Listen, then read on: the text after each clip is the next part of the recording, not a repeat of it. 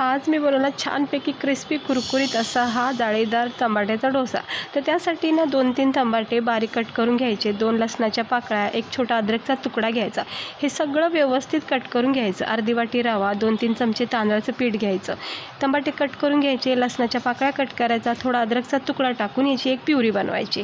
हे बघू शकता अशी प्युरी याची तयार होती। मग एका बाउलमध्ये ही प्युरी काढून घ्यायची। याच्यामध्ये अर्धी वाटी रवा, तांदळाचं पीठ टाकायचं, चवीनुसार मीठ टाकायची, थोडीशी कोथिंबीर टाकायची, थोडासा लाल तिखट टाकायचा, चवीनुसार मीठ टाकून घ्यायचं आणि थोडं पाणी टाकून याचं बॅटर बनवायचं। असं रनी बॅटर किंवा थोडंसं असं दाटसर बॅटर बनवायचं। पॅनमध्ये थोडं तेल टाकून लहान मोठे जसंही तुम्हाला आवडतील तसे याचे डोसे बनवा। खायला इतके भारी वाटतात, एकदम छान लागतात। तुम्ही एकदा नक्की ट्राय करून बघा, खूप आवडीने खाता आणि टिफिनसाठी नाश्त्यासाठी खूप भारी आहे। असेच व्हिडिओ बघण्यासाठी चॅनलला सबस्क्राईब करा। व्हिडिओ आवडला असेल तर लाईक करा।